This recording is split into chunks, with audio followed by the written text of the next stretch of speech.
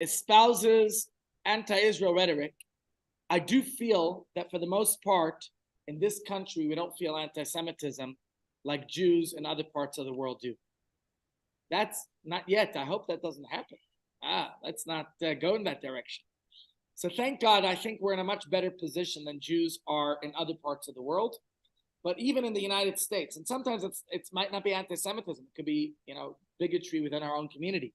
For example, where the mayor herself was Jewish in Pittsburgh and opposed a public menorah. This debate took place. It started in the 1970s when Chabad began erecting these large Hanukkah menorahs in public places. Now, if you take, for example, where we put our menorah at Santon City, while that is it's private property, it belongs to, in fact, a Jewish company, a Jewish-owned company called Liberty Life. They own the building, and they have the right to allow us to put up a menorah.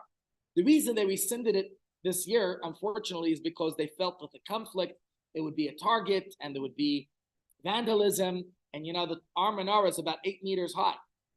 My shul menorah is 5.5 meters high. The menorah that we put at Santon City is probably over 8 meters. And when you're dealing with such a tall menorah, and God forbid, it would attract, it's right across the U.S. consulate, it could attract people, and we don't want the vandalism that could come from it. So therefore, they decided preferably not to have that. This is what happens when others have control of the screen. I don't know how this happened, but somebody's got this thing that is right now causing it's doing all the what is it called? Captions. You guys see it over there. I could see it in front of me. It's a little bit annoying that all these captions are on. I don't know how that's happened. But basically everything I'm saying, I'm seeing in front of me as it goes. And I don't like it because it's not transcribing it accurately. Maybe my accent's not right. Anyways, what I'll talk to you about today is more of an American problem, but I think you'll find interest in it and familiarity. And it might shed some light on Hanukkah, even though as we get closer to Hanukkah, what I want to do is focus more on shiurim related specifically to Hanukkah. But we'll take some Hanukkah lessons here. So the Rebbe felt that it's important that menorahs should be lit in public places. In fact, we just came from the Hasidic holiday Yud Tes Kislev, which is all about light, just like Hanukkah is about light. Now, something interesting I wonder about. Have you ever thought about it? Is there any other holiday where you publicly display the mitzvah of that holiday? Do you take the shofar and put it in your window? Like your menorah, you light in the window. Do you take your matzah on Pesach and put it outside? I got my menorah on top of my car. We put a giant menorah in different places. We put them in the shopping malls and the public squares. Yeah, Ramesha. Oh, so little of an esrog, you parade to shul, but there's no mitzvah that you have to do it outside, not at all. The mitzvah is to gather it together, the 4 species, and to bring them together. The mitzvah of Hanukkah is to display it publicly. The mitzvah of Hanukkah is Pirsumei Nisa. Why do we have to publicize the miracle? And that's what we're going to talk about today. But coming from Yud Tes Kislev, which is a festival of light, why is it a festival of light? Hanukkah is a festival of light. I'll tell you why. Somebody once asked the Alter Rebbe, what's the big deal about the Hasidic movement? We discussed this last week in our shir. We said the revolution of the Hasidic movement, the Hasidic Renaissance. What was so significant about the Hasidic movement? And we started learning Tanya this week. And the Alter Rebbe tells us in the introduction of Tanya, if you haven't yet studied Tanya, now's a good time to jump on the bandwagon. The beginning of the study cycle of the year. You could come on Thursdays. This week is the final lesson for this year. But next year, please God, I'm sure Rebbe Miriam will start from the beginning, and I will take time to go through it properly. So please God, you'll get to study Tanya on a Thursday morning here at 9:30 a.m. 9:30, right? 9:30 to 10:15. And you will have a fascinating Tanya shir. So come this Thursday where she will elaborate on what I'm about to tell you. In the introductory page of Tanya, the Alter Rebbe calls it Sefer, the book of Likutei Amarim, the compilation of teachings. Meaning, he says, I'm not teaching you anything new. You know who plagiarized that? If you ever read Dale Carnegie's How to Win Friends and Influence People, anyone here read that book? Clive did, I know. Mike did too. You know, we used to have a Dale Carnegie instructor here What was his name? Desmond Seba. Anyone remember Desmond Seba? Passed away in 2010. Desmond used to come here for a long time. Desmond was coming here. Anyways, Desmond was a Dale Carnegie instructor. He taught Dale Carnegie lessons. I personally am a big fan of Dale Carnegie classes. I enjoy them. Read some of his books. Dale Carnegie says the same thing in his introduction. But how do I know he plagiarized it from the Alter Rebbe? I don't. But the Alter Rebbe wrote this 100 years before him, more than 100 years before him. Dale Carnegie was in the early 20th century. The Alter Rebbe wrote this in the late 18th century. And he says, nothing I'm telling you here is new. It's all Lekutei Amar, compilation of teachings, mipi Sfarim, from other books, mipi Sofrim, from other authors, from other teachers. That's what Chassidus is. It's taking these teachings from great personalities who preceded us and learning from them. So then what's the big deal? Because just like Dale Carnegie says in the introduction to his book, he says, nothing here is new. I stole it from the Bible. I copied it from here. I plagiarized it from there. But by bringing it all together, it sheds a light. And Dale Carnegie tells you how to win friends and influence people. The Alter Rebbe in Tanya tells you how to live your life in a more spiritually in tune way, how to develop yourself, how to grow spiritually. He didn't have time to, time was limited and lots of people were flocking to him for mentorship. So he said, I'm going to take all the common questions I get asked and I'm going to put them into this little book, 52 chapters of Tanya. When the previous Rebbe was explaining this, what the Tanya does, he gave the following analogy. He said, look around this room. You'll see art. I don't know how much art we have in this room, but they're going to renovate it. But look, for example, at this beautiful, look at the pillars of this art, of this Aron HaKodesh. The previous Rebbe was sitting in a hotel then, and he showed the people, you see the beautiful pillars. But he said, if I bring the lamp towards it, you think about during load shedding, when the art is still present in the room, but you don't see it clearly. But if you turn on the torch of your phone, right? You turn on the torch, what happens? Oh, let's go. Here we go. Torch is on. And you focus it on the art. Now you can see it better, right? You pay attention. It brings it to light. That's what Chassidus does. So it exposes us to what we already know. It helps us develop the potential that we already have. We all have this potential. So this is a holiday this week, coming from the holiday of Yittas Kislev, which was about spiritual light. We go into physical light. We need to illuminate our surroundings. The world is pervaded with darkness these days, isn't it? So much darkness. Evil. Our task is to bring light. A little bit of light. Ma'at or, the Gemara says, dochek harbe choshech. A little bit of light will dispel a lot of darkness. So my friends, here's a very interesting debate. While it's not a debate that necessarily exists right here in South Africa, I do think we can learn a lot from it, and therefore I'm going to try to take 2-3 days to talk about that and then get more into the details of Hanukkah itself, because this objection to the menorah was not coming from the US government, from the secular government. It actually was coming from within certain Jewish organizations that objected to the practice of these public menorahs. And they actually filed lawsuits against Chabad in America in the 1970s.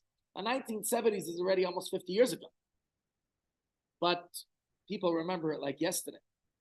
And this debate actually brought into sharp relief different approaches within the Jewish community regarding how to preserve, how to express our Jewish identity in the modern world. Some people say we don't have to wear our Judaism on our sleeve. We don't have to put it into people's faces. We don't have to flaunt it. I had visitors here this week from overseas. We always get visitors on Shabbos from other places. We had visitors. We had a visiting professor from I don't know how you pronounce that. Dartmouth? Dartmouth? I don't forget the name. Dartmouth University. Very interesting professor. He's a professor of economics. What's he doing here? As part of his studies, with his students, they study different economies.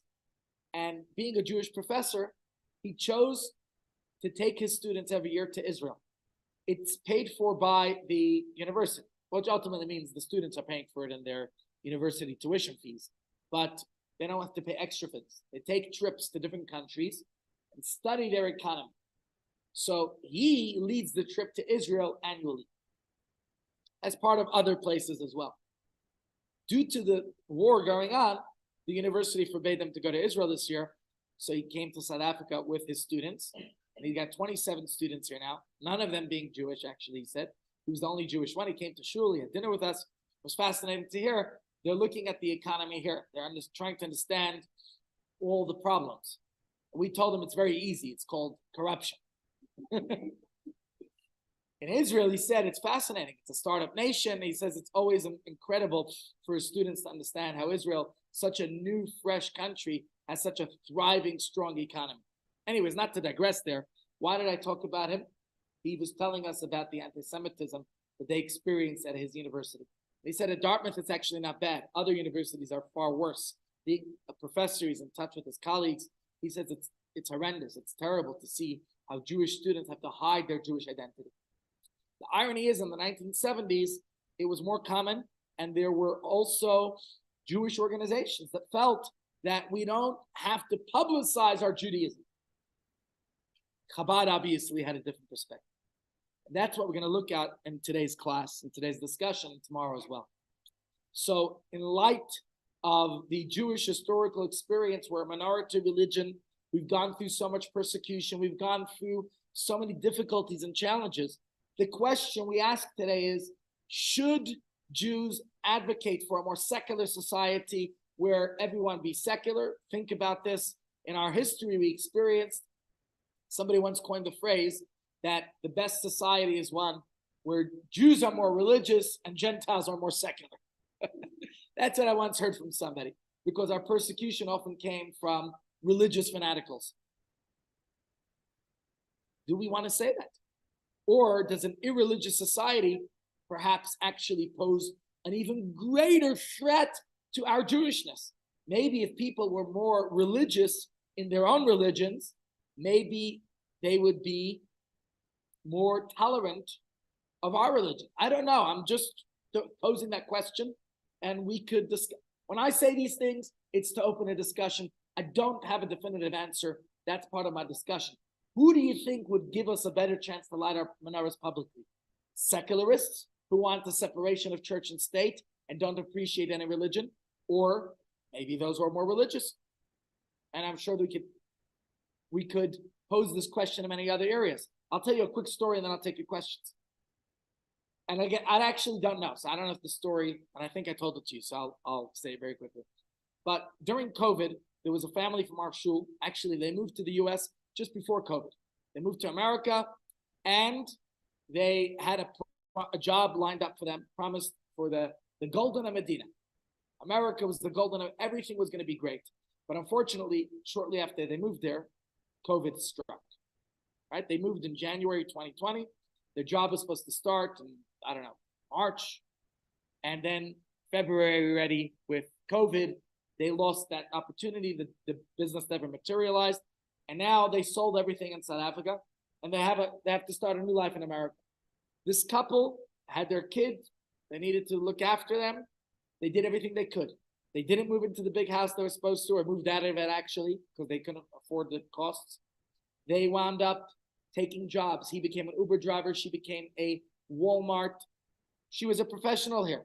She worked here in the health industry. Okay, qualified, highly qualified woman. But her qualifications weren't yet accepted in the States.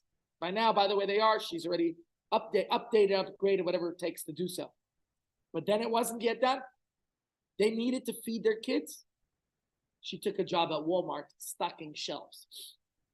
I'm in awe of them. Anyways, the husband, who although he was driving Ubers, he wanted to do something a little bit more productive. He comes from the building industry, and he started training with Lockheed Martin. You've heard of Lockheed Martin? They build planes for Boeing and others. It's a big famous company, Lockheed Martin.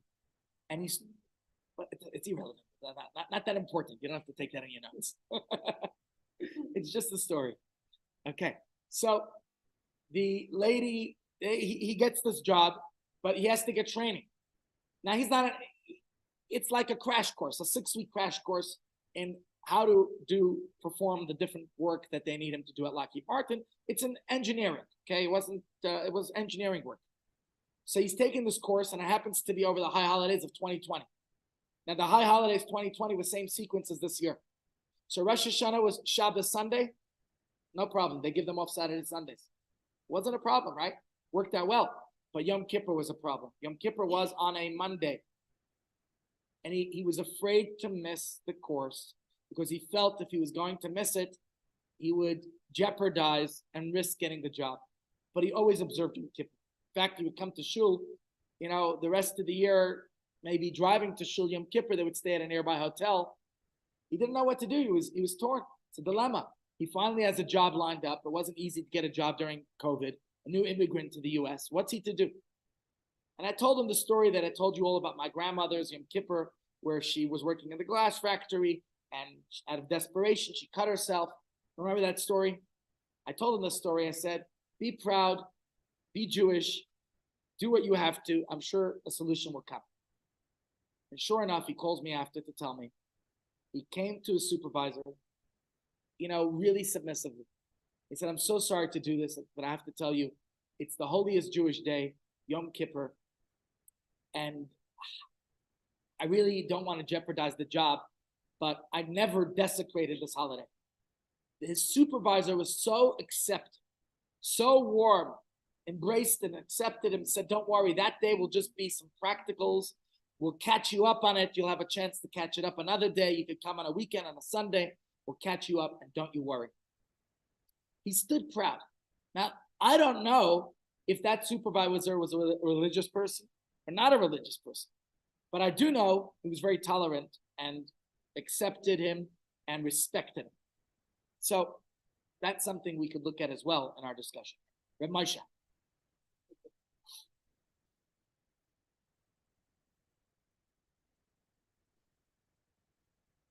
Yeah, that was very common expression. Be Jewish at home. Don't have to publicize your Judaism. But one of our guests on Shabbos was telling us that, actually, I was last night at a function. That's where somebody was there in France for the World Cup.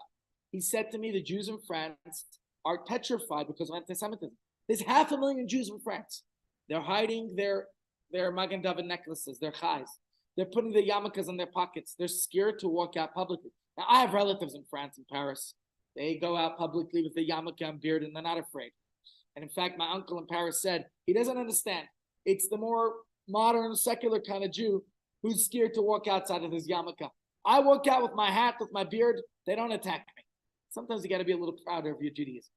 Anyways, this is the debate we're going to talk about.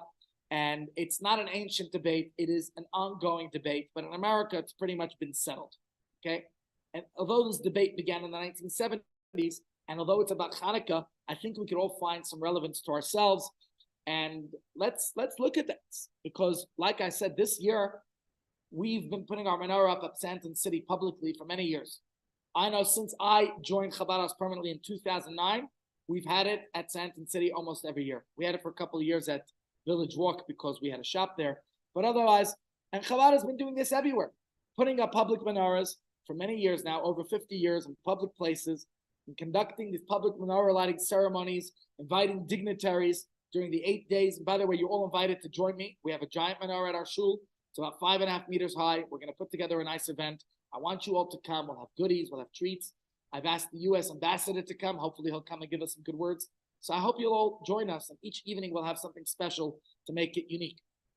What is the point of these public menorahs? Not only to give off light, which that's very important as we discussed, but obviously the mitzvah of Hanukkah is Pirsum Nisa, to publicize the miracle of the Hanukkah story, to raise awareness of the holiday and its observance. Please God, we're going to have billboards up as well. Every night, I'm going to ask them at the live advertising to remind everybody what night of Hanukkah it's going to be. And this hopefully boosts our Jewish pride. So the thing is, like I said, there were certain Jews and certain organizations that opposed these public displays.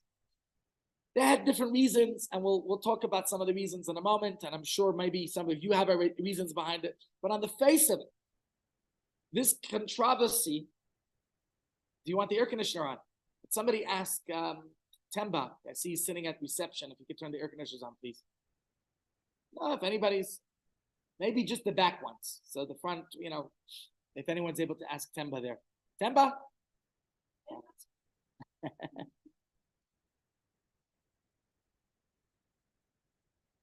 Temba's sitting there today.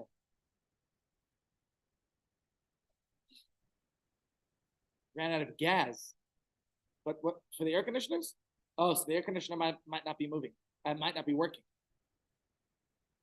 Okay. So I think this debate focuses on some very fundamental issues that we as Jews face in our contemporary world about Jewish pride. So what I want to do for now is I have a video. Give me a moment to set it up. I'd like to set up a video, and I'm happy to take your questions while I set up the video. So if you have any questions, please feel free to ask them now. Okay.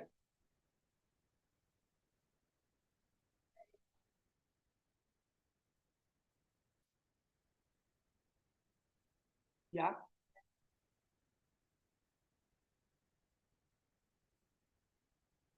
Right.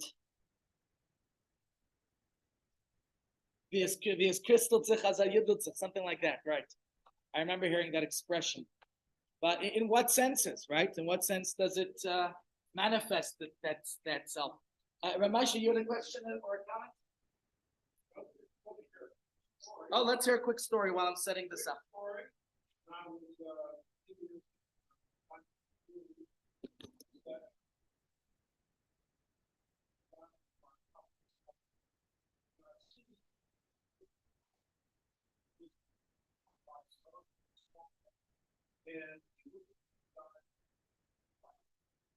Yeah.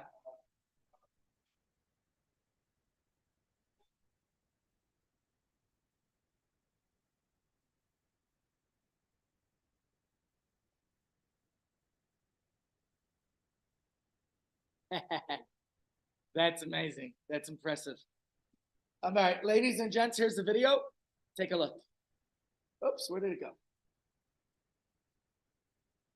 Cannot play. You gotta be kidding me. How did that happen? You know what? I think we're gonna leave the video for tomorrow, so I don't butcher you now. We'll do the video tomorrow. Okay. It's a good video. It's about the public menorah lightings and the debate. I thought it would put our discussion somewhat into light, but we'll do that tomorrow. Okay. Let's we'll do it tomorrow. Okay. But basically, the video talks about the public menorah lightings in the U.S. and where it's done in the various town squares and parks and shopping malls in hundreds of locations worldwide. Remind me to tell you another great story, actually, that I heard from the people in the story, and I think I may have told it here as well. So, for those of you who heard it, but I'll tell it tomorrow if you want me to, about the rabbi in California who wound up lighting a public menorah in a mall where nobody was coming to, and he thought it was a complete waste, and discovered how it actually saved a life, but only found out many years later. So it's also a good story. Anyways, the various gimmicks, I think it's a good video. I want you to see it, about the menorah lightings and then the objections and the opposition that was raised against the menorah lighting. And what it has to do with is something that you can see on the screen right here. And that is, in the United States, there is an amendment, a part of the Constitution, which talks about the idea of separation of church and state. And how does that work here, by the way? Is that the law of this country, or is this a religious country? I'm not even familiar after all these years to know. What is that? It is a religious country. Do they have laws here of separating church and state, in the sense that, can you have a religious class happening in a public school, for example? You can. In the States, you can't. In the States, there's something called release time, which was started by the previous Lubavitch Rebbe in the early 1940s, where Jewish children, why do you not see the screen? Again, where Jewish children in public schools were afforded the opportunity to have Jewish education, but in order to do so, they had to actually go out of the public school. They had to actually leave the public school premises because of the rules of separating church and state. So that's interesting why they did that. Now, I'm sorry, I don't know why the screen's not. Pardon?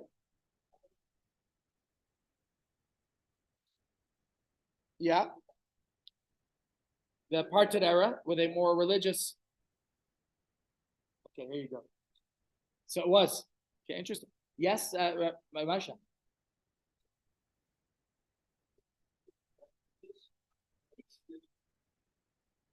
Yeah.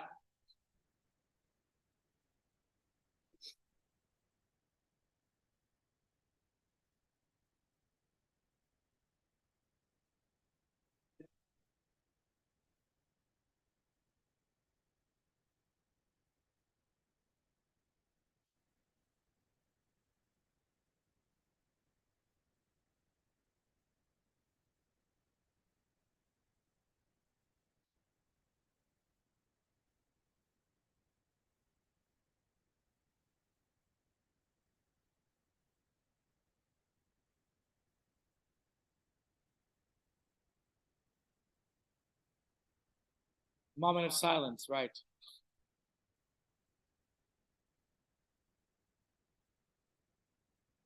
Yeah.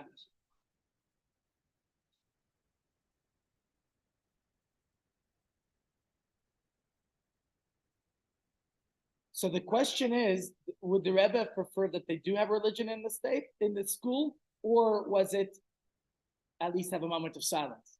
That's a good point. Really?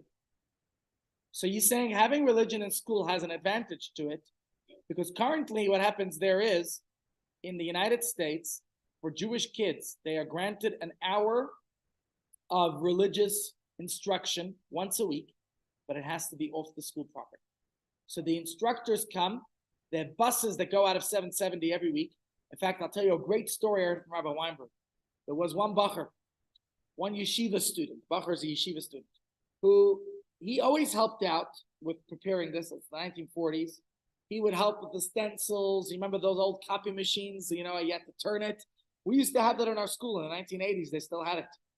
And I mean, today the copy machine's unbelievable. My phone, I just click send print. Don't worry, it still has its flaws, but it's far different. And he would help out with the stencils, the drawings, with the preparation, with the food packs, but he wouldn't go. He said it wasn't for him. He would stay in the yeshiva, sit and study.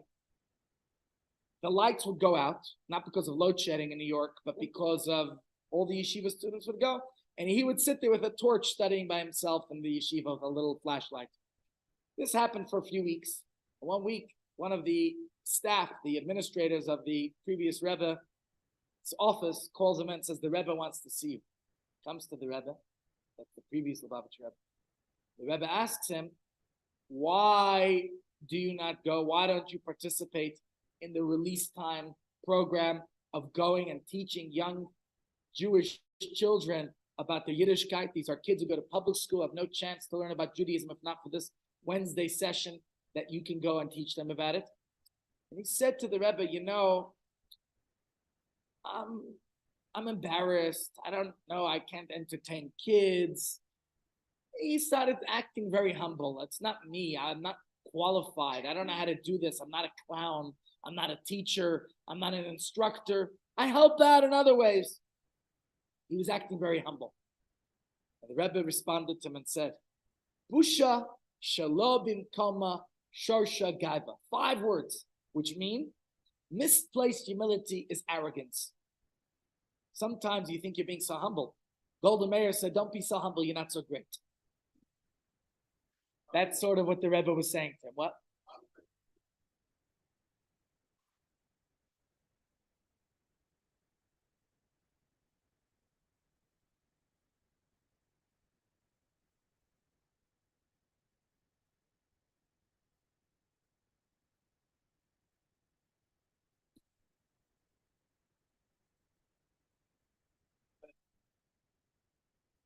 A moment to meditate and contemplate. Now, let me ask you, was that based on was it Chabad that petitioned for it? Unbelievable. People don't know the impact the Rebbe had on U.S. politics without being a politician. There's an Education Day USA that is dedicated every year on the Rebbe's birthday because of the Rebbe's major support and endorsement and for education in America. And this would be one of it, the moment of silence. Another one would be the food stamps, where there was Shirley Chisholm, who was the first Black American congresswoman. And this is after major problems in America of racism. You think apartheid is only in South Africa. America had it just an undertone. I mean, the U.S. had its problems of racism and segregation. And the Rebbe called Shirley Chiselman for a meeting. I've shown some of you the video once before where she talks about this. And she said, what? The Hasidic community didn't vote for me. And the Rebbe said, I don't support, it's not my area to endorse politicians. But she was very insulted that the position they gave her in Congress, the portfolio that she was given, was agriculture. In fact, the New York Times ran a front page article that said, does a tree grow in Brooklyn? Like, is this the portfolio they're giving her? How's that going to help her constituents? She wants housing. She wants funding. She wants things that are going to help her impoverished African-American community and Haitians and Caribbeans, people who her constituents who she was representing who were in New York. Agriculture is not exactly New York's thing. And the Rebbe said to her, you have a tremendous opportunity. You were given agriculture as a portfolio, maybe because they were trying to mock you. But you have a great opportunity here because there's a surplus of food in America. And the Rebbe said to her, you can take that surplus of food and you can help your impoverished constituents by creating programs that will feed them and nobody will go to them. And you know what she did? Together with Bob Dole, another senator, she was a congresswoman, he was a senator. The two of them came together and they created the WIC program, which is for women, infants, and children to make sure that they had all the nutrients they needed and the variety of food that they gave them. And from that was grown then the food stamps, which years ago used to be a stamp that you go into the supermarket and it gives you a dozen eggs and a loaf of bread and a gallon of milk. Today, it's actually no embarrassment. It's a credit card. It looks like anyone's credit card, except your credit card and my credit card. I got to pay the bill at the end of the month. And if you have that credit card, then Uncle Sam pays the bill. And you can get whatever you need to, only food. There are certain restrictions, what you can't get on it. They're not going to let you buy a computer and a TV on that, but there are people who figure that out too. All states, the whole of America has this program. And when she retired in the 1980s, she said in her retirement speech, if women and children don't go to bed hungry in this country, you could thank a rabbi who planted the seeds for this idea. She gave the credit to the Rebbe who encouraged her. Obviously, she's the one who was able to develop the program. She was the one in Congress, and Senator Bob Dole, who was in the Senate, who were able to campaign and get the program going and implement all the details about it. The Rebbe didn't tell her what to call it, but the Rebbe said, don't worry about the fact that they gave you this portfolio. You can do something great with it. And she ran with that idea and turned it into what it is. Incredible. Anyways, the bottom line, the question is, and we'll start tomorrow's class with the video, is what's behind the opposition of the Menorahs? Why is it that Jewish people sometimes are the ones who are opposing these things the strongest? Is it because we don't want to publicize our Jewishness, like you said, Jew at home, be a Jew at home, but be secular, be like everyone else in the street? Or are there other underlying issues that fueled these Menorah wars? And it's something very relevant in Chabad, and I think you'll all find this an interesting discussion. And I think we as Chabad obviously have a very strong stance on this issue, that we don't hide our Judaism, and obviously we're going to have our public menorah this year. It's going to be at the shul, and I hope you all come. But the point is, this is an interesting discussion, and I want to talk about it because people have asked me.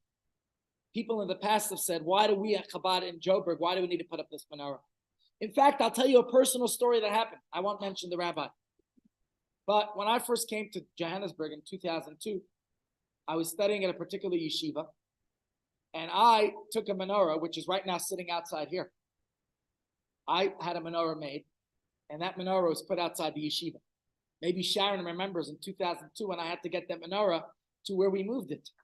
It wasn't here. Right now it's sitting here. It's going to go to Kosher World in 2-3 days. It's gone already. Good to see you, Sharon. But Sharon might remember 21 years ago, I got that menorah from you, and we put it up outside.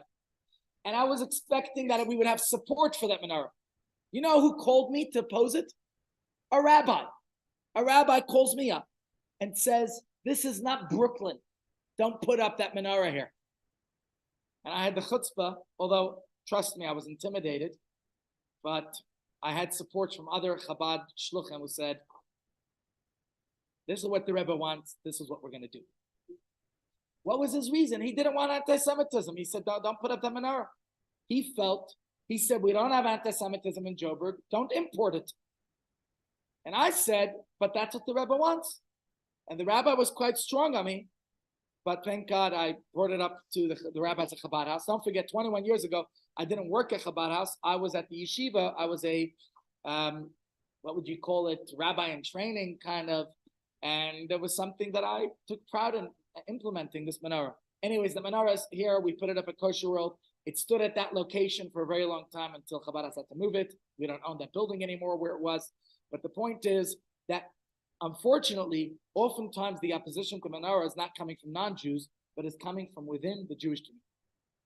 And so I think it's a very fundamental issue. Why are people opposing? Maybe to understand that we have to understand what Judaism is. What does it mean to be a Jew, right? How do we respond to the challenges that we face as this minority religion?